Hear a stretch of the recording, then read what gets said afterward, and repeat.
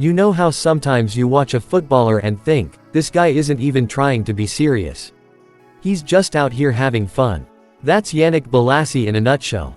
A man who played the beautiful game like it was a private party, and he was the DJ, the dancer, and the guest of honor, all rolled into one. Watching Bolasie on the wing was like watching street football in the middle of a Premier League match. No fear, no hesitation. Just pure, unfiltered vibes. This was a guy who once rainbow flicked a defender inside the penalty box. Who even thinks of that in the middle of a competitive game? Most players would pass. Some would shoot. Bolasie, nah, he's pulling out FIFA street moves, just because it feels right in the moment. He didn't dribble to get past you. He dribbled to humiliate you. He'd drop a step over, pause like he was giving you a second to recover, then spin and take the ball down the line anyway. It was pure theater. If football is entertainment, Bolasie was the headliner at a sold-out comedy club. He made defenders look like backup dancers in his highlight reels. But, there's always a but. While Bolasie could tie defenders into knots and have the crowd gasping, his finishing.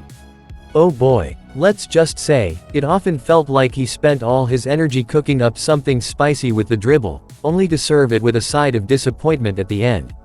You'd see him dance past 3 players, breaking ankles like it was NBA crossover night, only to blast the shot into row Z like he suddenly forgot what sport he was playing. His feet were poetry in motion, until it was time to write the final line. Then the pen would just stop working. Still, that unpredictability made him must-watch TV. You never knew what you were gonna get.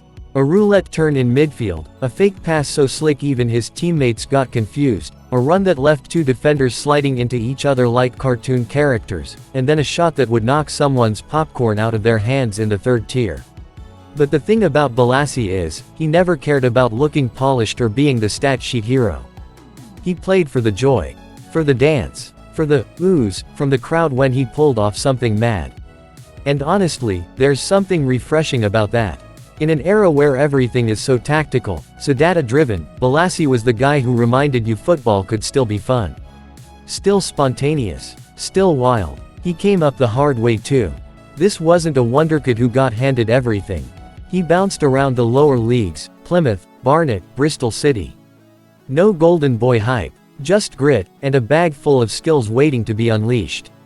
And when he finally got his chance at Crystal Palace, he didn't just take it, he ran with it.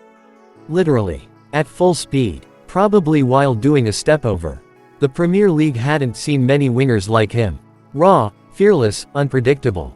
Alongside Wilfried Zaha, Palace had one of the most exciting, and chaotic, wing pairings in England. Then came the big move to Everton. The £25 million price tag. And with that, came pressure. But injuries struck at the worst time.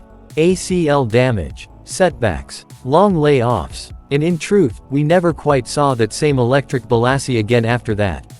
That spark, that swagger, it faded, not because he lost the talent, but because his body couldn't keep up with the madness his mind wanted to create. Still, when people talk about cult heroes in football, Bolasie's name always comes up.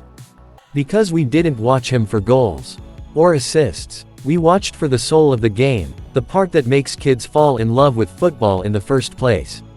Because in a world of spreadsheets and expected goals, Yannick Bolasie was the human glitch in the matrix. The trickster. The jester. The streetballer who gatecrashed the Premier League and left defenders questioning their career choices. So here's to Bolasie, the guy who reminded us that sometimes, the most beautiful thing in football, is simply having fun with it.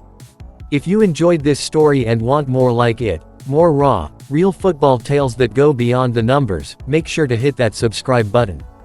Join us here at Football Uncovery, where we don't just watch the game, we feel it.